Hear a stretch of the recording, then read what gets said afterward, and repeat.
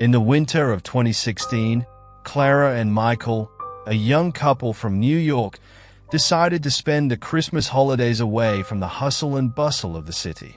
Clara, a writer who needed some peace and quiet while working on a new project, and Michael, a professional photographer, were looking for an opportunity to photograph snowy landscapes.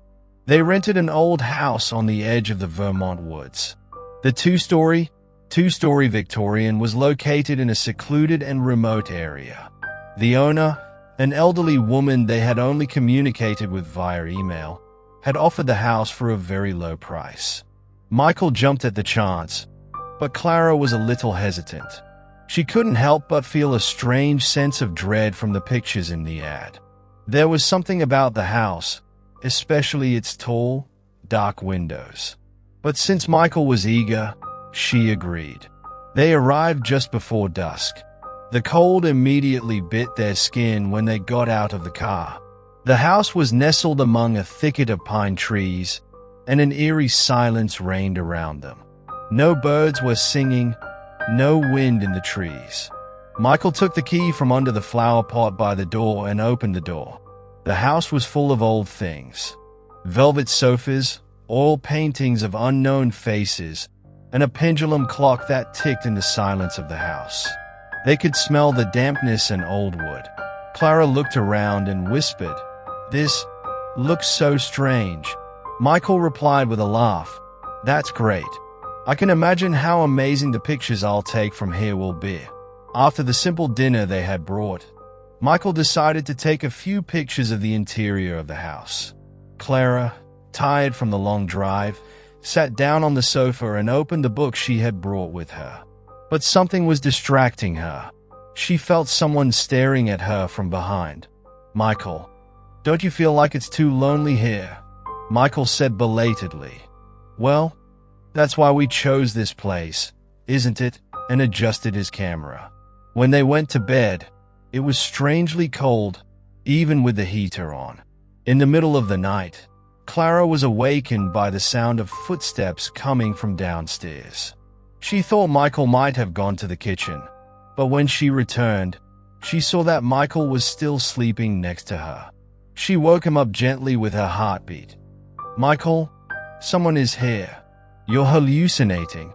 Maybe it's the sound of the house. It's an old house." But Clara was sure that the sound was real.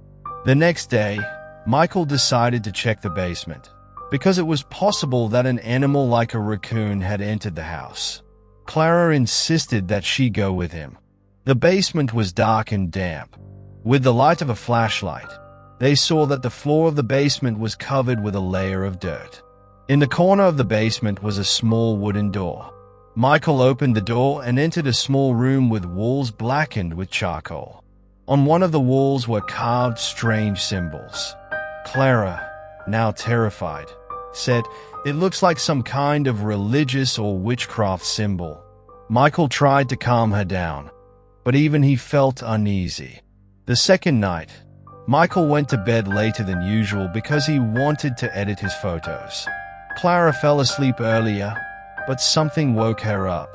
In the darkness of the room, he saw a shadow quickly pass by the bed. She called out to him in a shaky voice, "Michael." Michael was completely confused. "What happened?" he said. "Someone was here. I saw him." Michael got up and turned on the light, but there was no sign of anyone. Michael decided to research the history of the house. He called the local library and found out that the house had been built in the 1920s and that the original owner was a man named George Harper. George had been a hot topic for suspicious activity and rumors of missing persons, but no evidence was found against him. Michael shared this information with Clara. Now they both decided they had to leave the house. That night, as they were packing, the power went out. In the darkness, they could hear whispers coming from downstairs. Michael grabbed a flashlight and told Clara to wait in the car. He went toward the sound but saw nothing.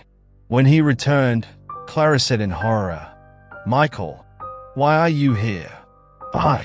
I didn't say anything," Michael said in surprise. Without a moment's hesitation, They got in the car and drove away. Later, they learned that several other people had had similar experiences in the house, but there was no logical explanation for what was happening.